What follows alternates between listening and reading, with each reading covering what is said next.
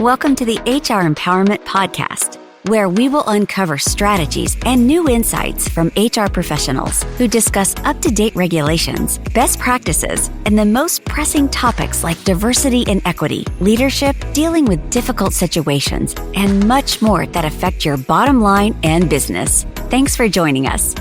Hey everybody, welcome back to episode 3 of 5. We're talking about the need for training, and in this case, specifically management training in this topsy-turvy current world. Right now, I want to talk about hiring in 2025. I mean, we're still in quarter 1 of 2025. I think a lot of people assumed okay, we're going to have all our openings filled, and it's not necessarily the case. COVID definitely did a number on most businesses. Many people had to lay off, even if it was temporary, and then out of nowhere, there was, not enough people to actually fill all the openings. So it was not what we expected. And now we're in 2025, and I want to just kind of go over some of the recruiting and hiring trends.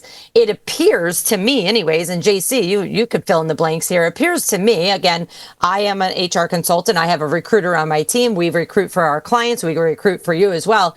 But there just doesn't seem to be enough humans that have the knowledge, skills, and abilities that we need to fill our current jobs. And I have a feeling AI has something to do with that. What are your thoughts, JC? Interestingly, it's a fascinating time, because I do have to wonder, and maybe you could dispel this myth and a little bit of the rumor too, how many of the jobs posted out there are for a entry-level position, but they're still requiring a master's degree with 17 years of experience and turning people away. They're ghost postings. And then companies wind up taking them down, canceling them, and then reporting a shortage or a loss due to that. Is there a little bit of a game of shifty cups there, Wendy? I mean, there might be. I could definitely see that, especially with larger companies that have to have some quotas or reports and things like that. But, because of laws that change, that may be going away anyways, because we may not need to be filling out those government reports if you're a government contractor. Don't know the status of that yet. It just changed recently. So hang on to that thought for an idea. But, it is expensive to put a job ad out. So most businesses in the United States are small businesses. That's a fact. So even for a small business to put an ad out on Indeed, which is one of the most popular recruiting sites, it's not cheap anymore. So if people are putting out, fake job ads or just running job ads to see, how many candidates can we get over the course of a year, it's costing them a lot of money.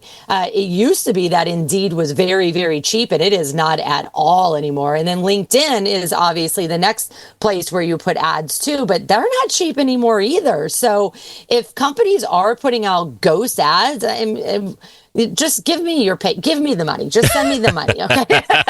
That's a real good point. Hey, okay, so in 2025, the Bureau of Labor Statistics, U.S. Bureau of Labor Statistics, did report the total non-farm payroll employment increased by 140,000 in January, with the unemployment rate edging down to 4%. Now, the growth was primarily driven by gains in healthcare, retail, trade, and social assistance sectors. But if we move over to artificial intelligence, which transcends many of all of these sectors, AI is increasingly utilized in recruitment, with projections that by 2025, 95% of initial candidate screenings in all sectors will be conducted by AI tools, enhancing efficiency, reducing bias in the hiring process as well.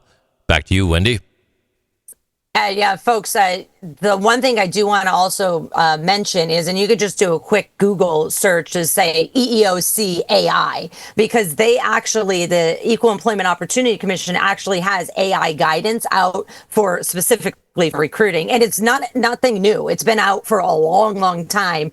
There was an update, I want to say 2 years ago, but you want to check that out, because while AI can help you, the robots can help you, rule people in as a candidate, discriminate, rule people out. They're also known to discriminate, because if a candidate needs what we were talking about in our first episode of this 5 podcast series, a disability, if somebody needs assistance during the hiring process and an AI robot shoots them out of there and says, oh, you took too long, you can get yourself in trouble. So make sure you check out those guidances there. And there's trainings on Aurora Training Advantage for that as well. But I also want to, shift gears a little bit and talk about skills.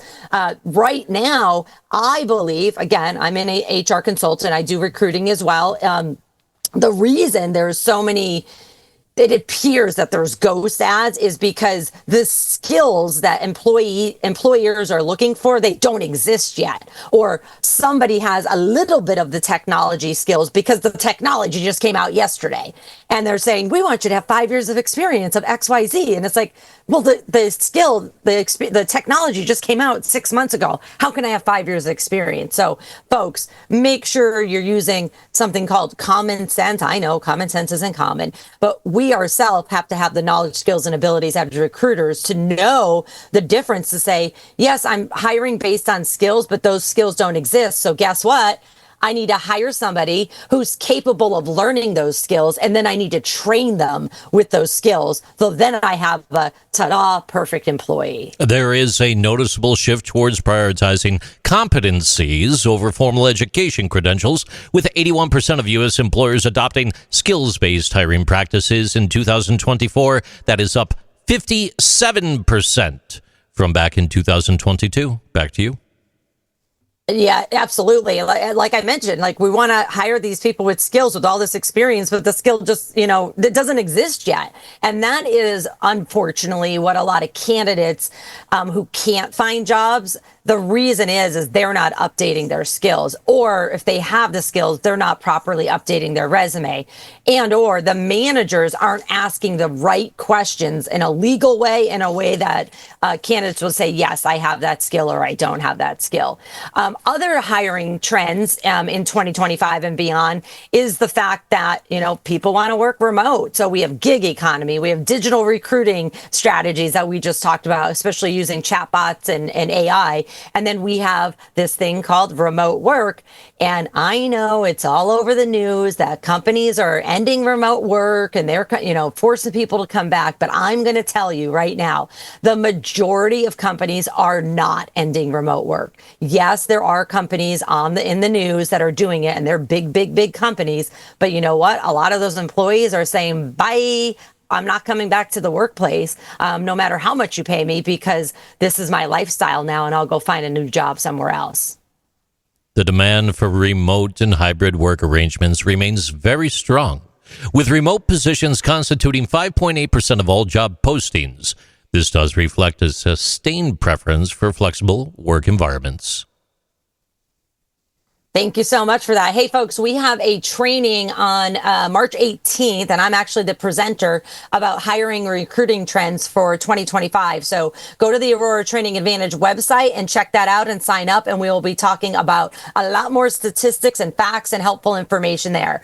With that said, thanks for listening to episode 3 of our 5-part series on the need for training in this topsy-turvy current world. Up next in episode 4, we're going to be talking about another fun topic, not fun, but necessary, is FMLA and time off management. Thanks for joining us. See you soon. Thank you for joining the HR Empowerment Podcast, brought to you by Aurora Training Advantage. We hope you've gained new insight and strategies to navigate the HR profession. We look forward to you joining us again on the HR Empowerment Podcast.